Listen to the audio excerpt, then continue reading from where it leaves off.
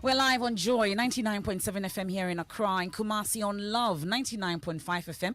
We're on Radio Wa in Wa, ATL FM in Cape Coast, KTU Radio in Koforidua, Radio Max in Takrade. We're on Lonlonyo FM in Hohoi. You can go digital on Twitter Spaces, Facebook, and myjoyonline.com app. This afternoon, there is a strong push for Parliament to pass legal restrictions on the Finance Minister to limit the level of exposure of the country to international currency shocks as a measure to check the free fall of the cedi against major trading currencies, especially the dollar. Going to the international market, Eurobond, to borrow speculative hot money.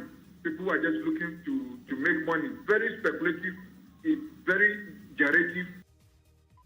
There are also suggestions for the Bank of Ghana to peg the dollar at an acceptable rate as demand continues to soar. But in the midst of the economic downturn, what are the short-term measures government is considering? Short-term, we're hoping that the arrangement with the fund will provide us a buffer that will enable the cedi to stabilize. But could the cedi depreciation be deliberate? Sometimes the government let the cedi tanks or the cedi depreciate, that they realize more money at the port, especially when their kitty is dry, when they need more money. That will be explored with some experts and also Governor of Bank of Ghana to meet banks and operators of forex bureaus to address cedi depreciation and fix what the bank calls the overpricing of the dollar. For a series of discussions aimed at ensuring that the supply of forex onto the forex markets is stabilized and the overpricing is also halted. We have more from an emergency news conference. Also, some Ghanaians now forced to cut down on their meals as prices of food items shoot up astronomically. The food I usually buy it at 8 cedis with meat. Today when you go there, they tell you only the rice is 8 cedis or 7 cedis without meat. Currently, if I chop in the morning, I don't chop again. I'll wait till the evening around 6, 7, and I just eat something small. Because if you say you'll be eating in the morning, in the afternoon, in the evening, hey. Also, there is anger as 26-year-old woman dies in what neighbors say was as a result of a toilet sinking into a pit dug under a house by illegal miners. You know, this lady who died this morning, she's not beneficiary of the mining, but she has died. Meanwhile, High Court has ordered the Attorney General to submit full complement of evidence he intends to rely on to prosecute Aisha Wang. We have details plus here from the Attorney General's office. Prosecute a case like what we have at the moment, we need to dot the I's, cross the T's, make sure all the documents are made available to counsel on the other side. That's what we've done. And much later, we have sports. We are some 26 days away from the FIFA World Cup, and as countries submit and make public their squads, there are beliefs the Black Stars could benefit from concealing theirs. And all roads lead to the grand finale. He started from the bottom. The story of how against all odds at Disadel College slowly but surely made it to the finals of the National Science and Maths Quiz. Expect a down ball. Very slow game. On the D-Day, we are going to ride on the Zebra's back to Cape Coast, Santa Land.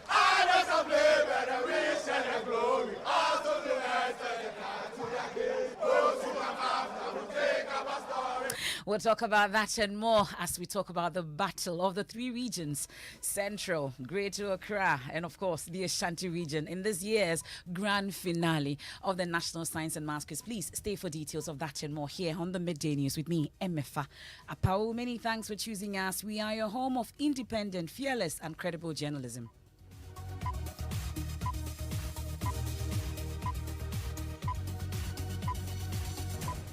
We settle for details now, and the cedi has now weakened by around 60% against the US dollar this year as uncertainties about the need for and extent of debt restructuring increased.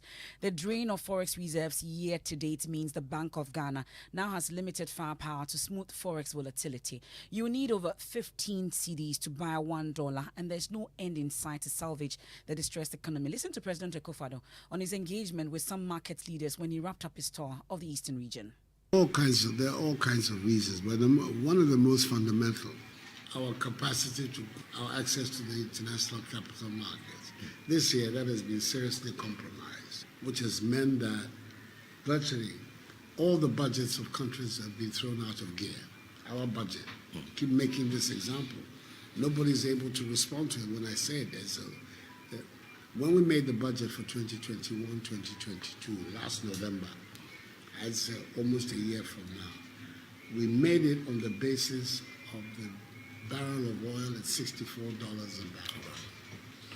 Calculation and projection about energy are fundamental to any properly organized budget. Because you have to make the arrangements for how you're going to pay for your energy. Within 3 months, the $64 projection had gone to over 100, and most of 2022. You can imagine what that impact will have on your balance of payments. Short term, we're hoping that the arrangement with the fund will provide us a buffer that will enable the city to stabilize, and then more importantly, the structural changes, as I said, about which is to increase exports and have a more export-focused economy. Well, some economists have been proffering solutions to deal with the crisis. Research fellow with the Institute of Statistical, Social and Economic Research, Professor Charles Aka, wants the Bank of Ghana to peg the dollar at an acceptable rate until the situation normalizes. Central bank does not manufacture dollars. So when we keep borrowing, and we are not borrowing, the best foreign capital is foreign direct investment. That one is quality. We can keep attracting them through the Ghana Investment Promotion Authority. Quality one into strategic, sector. But going to the international market, Eurobond, to borrow speculative hot money. People are just looking to make money. That kind of greedy kind of money is very speculative. It's very generative. They are always looking for the best place to go and get their money.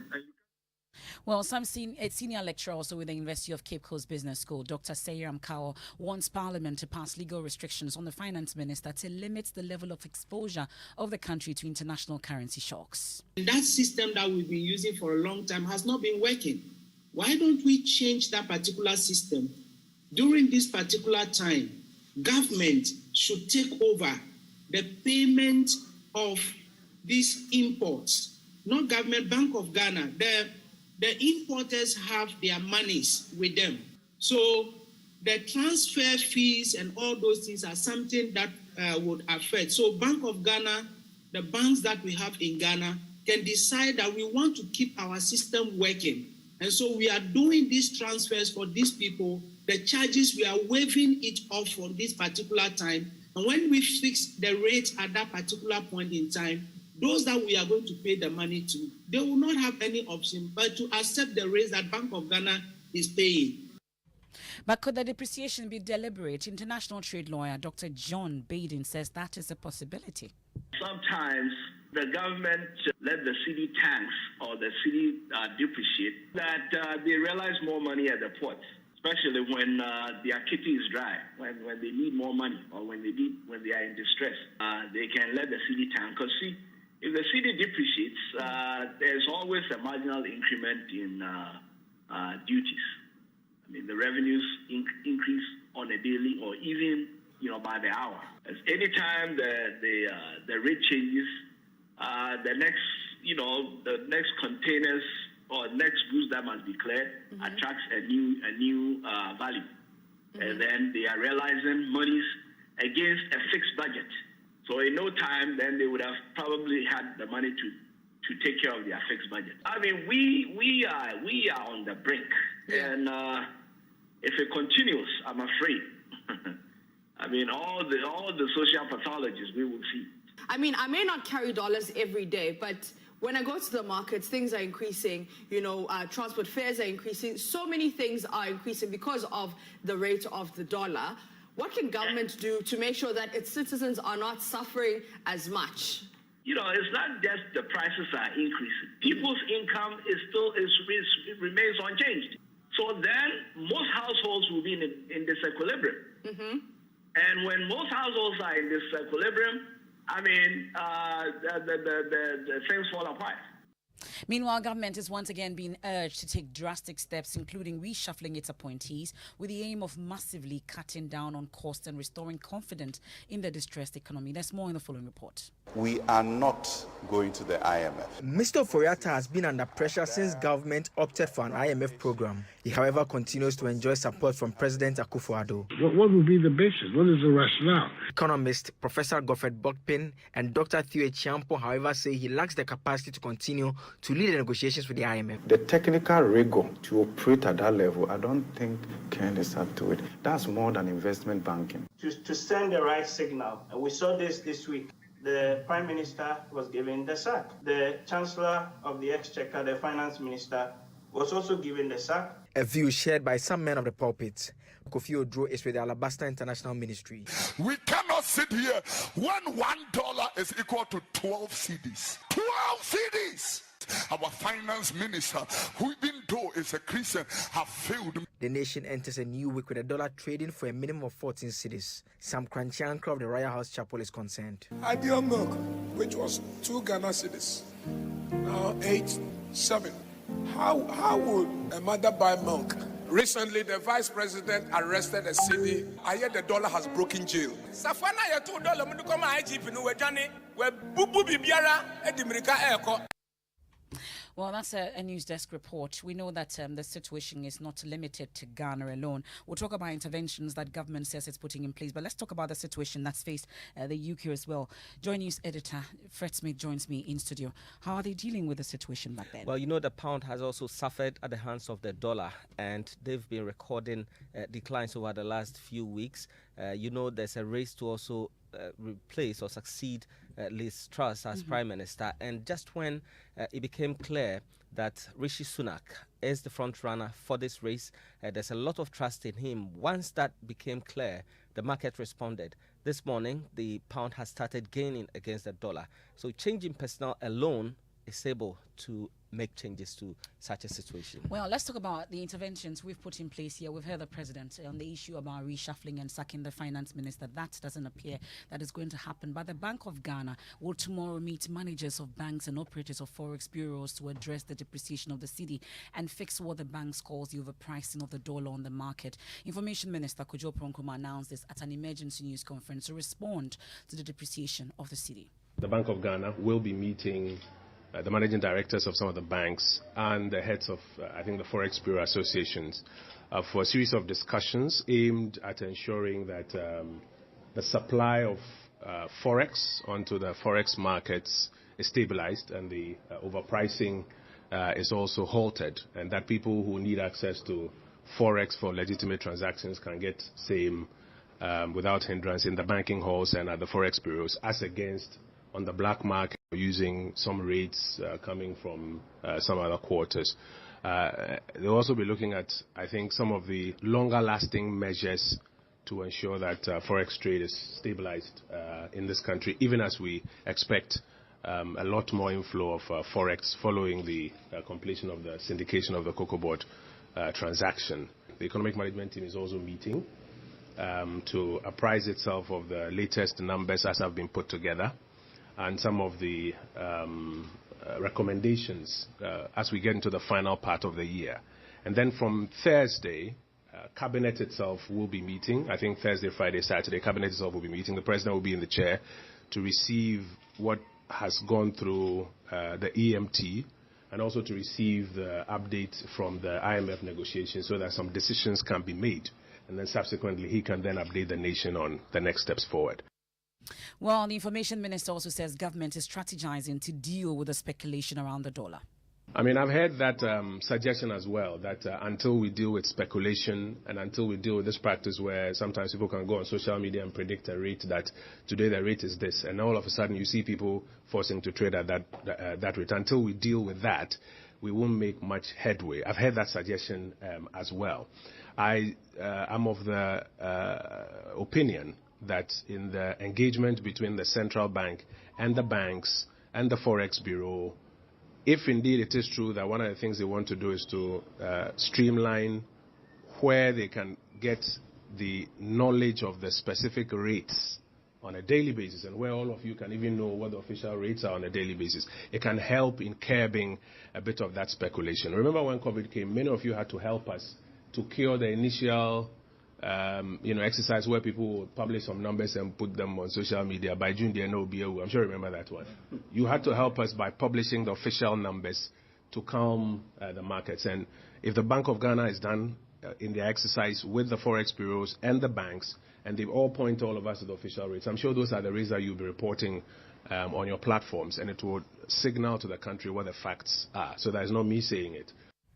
Well, my colleague Hannah Odame also has been interacting with vendors and consumers of already prepared food. Some of them have been telling her that they've had to cut down on 3 square meals for the day as prices of food items shoot up astronomically. First, here's an interaction with some vendors. First,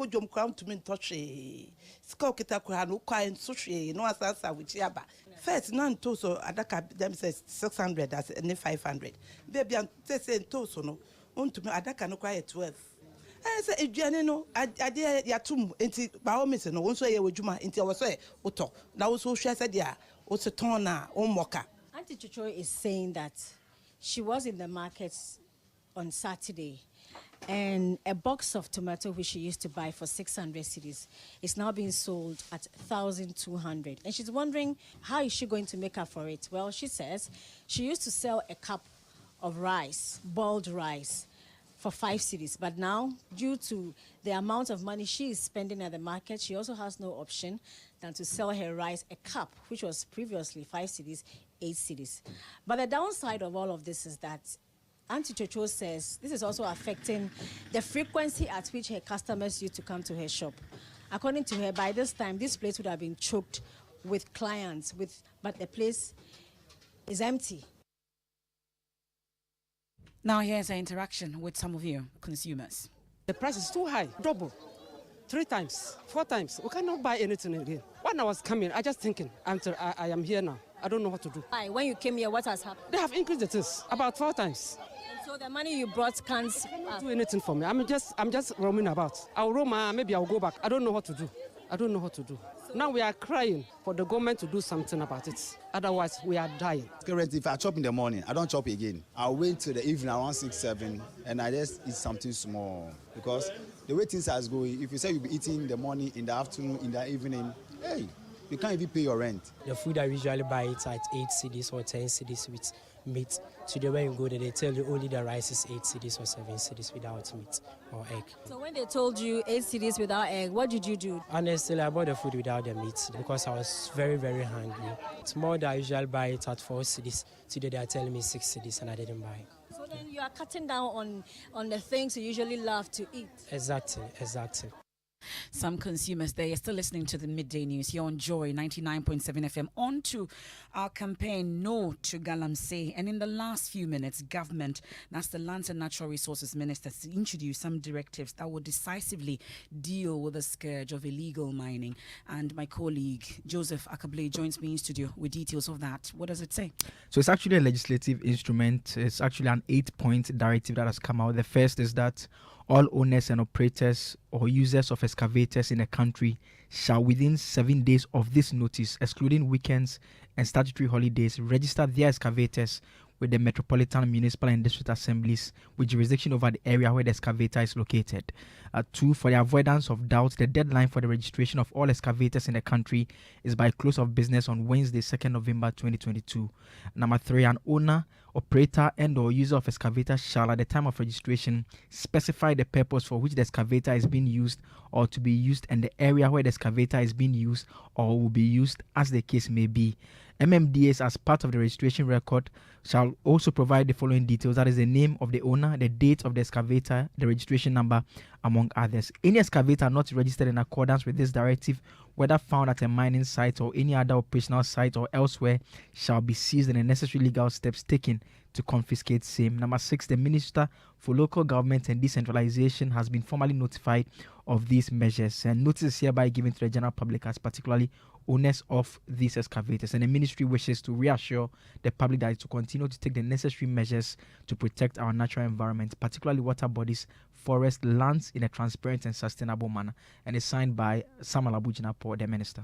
Well, stay with me, Joseph, because you've been in court today, and the Attorney General has been ordered by the Accra High Court to submit the full complement of the evidence he intends to rely on for the prosecution of Chinese national Aisha Wang. What exactly was the reason given by the AG for his inability to provide same? According to Deputy AG Alfred Tuayeboa, they were fine-tuning the documents, and that is what accounted for their inability to comply. But he says that has been done now. We have complied with it, but it wasn't within time, as I told the court. As we speak, it's been done. The whole thing is, if you are prosecuting a case like what we have at the moment, you need to dot the I's, cross the T's, make sure all the documents are made available to counsel on the other side. That's what we've done. So on the next agenda, definitely we are going to move on. I mean, and are you ready to go on with this? I mean, the other lawyer on the other side was making the point that you had wanted to withdraw some of the documents that you had found. Yes, earlier we filed some witness statements. So the new ones that we have filed, we've incorporated the old ones into them. So on the next agenda, it's a matter of just withdrawing the old one, and then we have this full complement of the witness statements.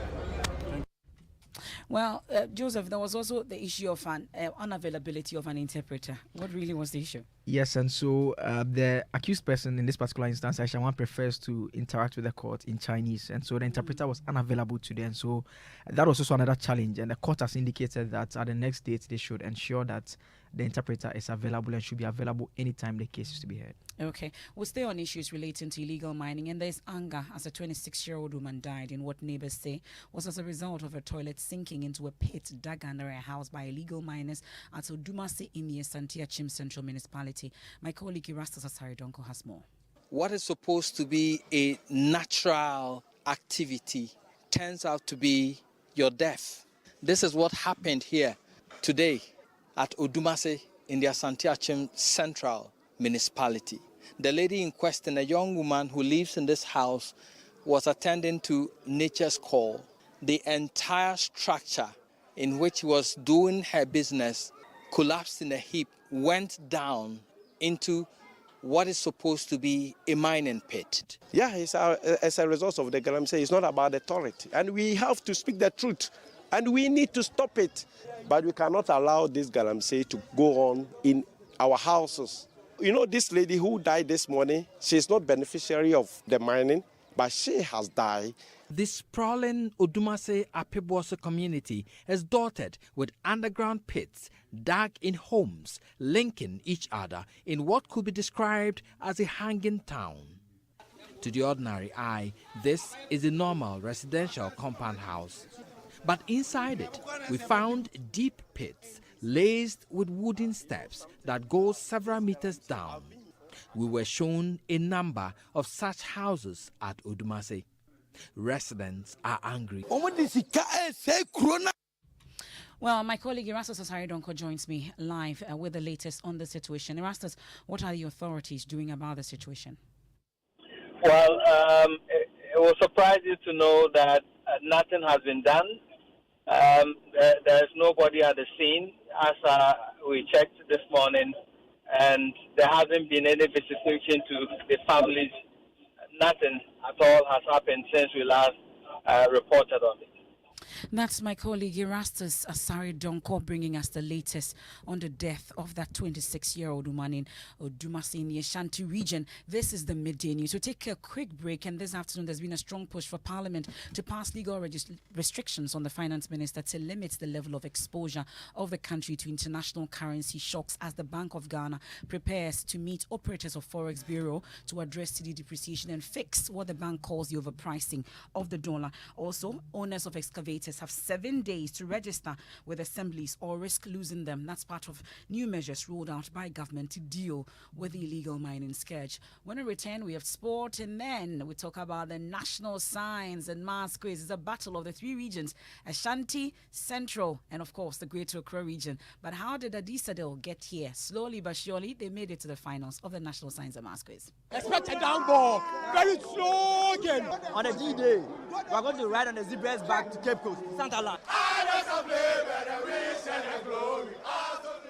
Charlie, In life, something must kill you. And for me, Rock GH, they kill me with juicy local shows, movies, and soaps all week, every week. See, from Monday to Thursday at 9 p.m., Office Palava kills me with laughter and kasa. Then at 9:30 p.m. from Monday to Friday, Odomu Wahala kills me with suspense and drama overload. Then, third Friday of every month is Fresh New Movies Night. Tune in to Rock GH on DSTV channel 164 or GoTV channel 117. Rock GH, home of Ghanaian entertainment.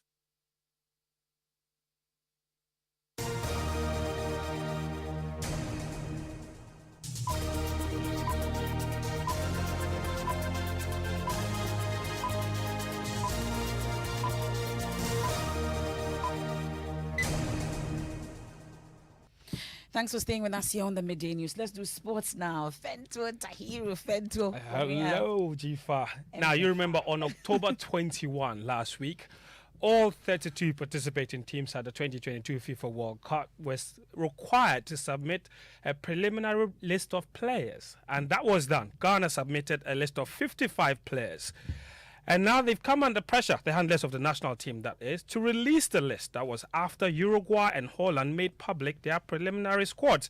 But Sani Dara, communications director for the Ghana Football Association, a former one for that matter, he believes there can be benefits from keeping the list under lock and key. And I agree with the point that sometimes you should trick your opponents a bit. And as part of it, I would agree with the thought that we should not unfurl our full squad to anybody until the World Cup, when we are able to pull surprises. These days, people are going to the nitty-gritties, the tiniest details before they play matches. We have 3 video analysts. Portugal has 20. 2-0. 2-0. Which means that all the players you have, they are monitoring each and every player's every movement, everything, every trick in the book. If that's what it takes to win the World Cup, Sani Dara there. So, Jifa, that's basically what it is. MFA, sorry. Yes, that's fine. It's what it is. It's you won't all see the Black Star squad, at least not for now. Okay. Thank you very much for the latest from the world of sports. Now, poor parental control and poverty have been identified as key factors accounting for Ghana's increasing cases of teenage pregnancy and child marriage. The challenges are impeding the ability of the girl child to attain her full potential, largely in formal education. To end the problem, government introduced a 5-year strategic plan to retain the girl child in school with or without pregnancy. The journey has, however, been easy for girls in such situations. We hear stories of some adolescent mothers and education officials on interventions being deployed to make life easy in our latest hotline documentary dubbed Girls School Pregnancy. Here accepts. 18-year-old Dorcas Ejiwa was in class 6 when she was impregnated by her boyfriend, 26-year-old Fuli Onassis. Her mother, 38-year-old Doris, is shattered at how life has turned out for her daughter. Sister, Sister, I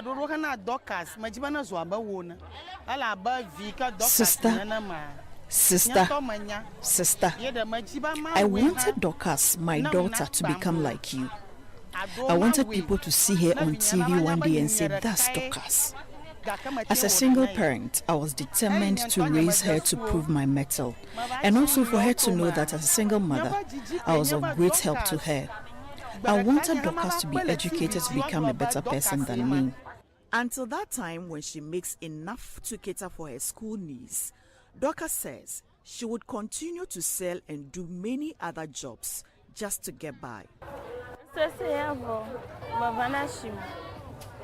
come to support her so I can get money to support myself, my baby and my husband. In spite of her struggles, Dorcas is determined to get her life back. Well, the second part of the documentary airs at 8:30 p.m. on the Joy News channel later this evening, and you want to catch that. It's time for the National Science and Maths Quiz.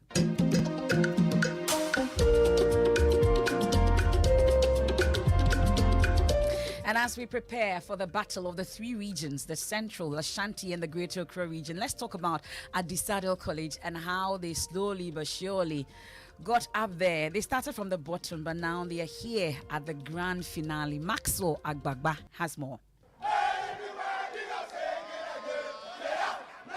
Just play up, Santa Clausians. Play up and play the game. Give nothing but your best and never think of rest. Play up for the school's great name. And that is what the contestants from at this adult college did this evening right here on stage. Are you going to win the trophy? The same way we came from quarterfinals to semi-finals. We use the same way to qualify to the finals. And that's on the same thing we are going to do on the grand finale.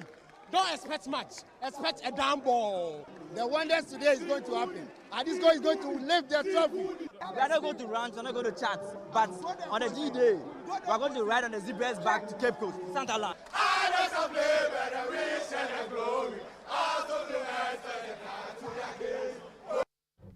Meanwhile, Prempeh College determined to win a SIC trophy to equal the number of times Presec Legon has won it, and Presec also hoping to extend the lead to 7. Some NSQ fans say a disco could be the dog in the manager to ruin it for the two schools. Now, here are our sponsors. The 2022 National Science and Maths Quiz is produced by Primetime Limited and is sponsored by the Ghana Education Service in partnership with APSA Ghana and supported by Goyle, Prudential Life Insurance, Airtel Tigo. The broadcast of the National Science and Maths Quiz on Joy News is supported by Virtual InfoSec Africa, Virtual Security Africa, Vitamilk, Cowbell, Alumni by Enterprise Life, Fatex Toilet Roll, Ace Medical Insurance, Azar Group, Kings Group Limited, Family Health Medical School, DBS, ZNZ, the Basto School, Koba, and Lumitrust. And of course, we have Smart App and NASCO also as part of our broadcast sponsors. Let's watch out for a disco. It could be the dog in the manger to ruin it for the two schools. We'll watch out for them. And that's how we wrap up this afternoon's edition of the Midday News. You're enjoying 99.7 FM. There's more when you log on to myjoyonline.com. Debt restructuring to weaken CD. BOG partly to blame for CD woes. Also, Galamsey fight. You must go after the major players. Most Reverend Samo Mensa. Nothing more there. I am MFA Apau. Living Word with Pastor Mensa to is up next. Many thanks for your company. Enjoy the rest of the day. The other day, I visited Kweku at his spunky new office to congratulate him on opening his business. And man, was I impressed. The business is just moving quick. The sales,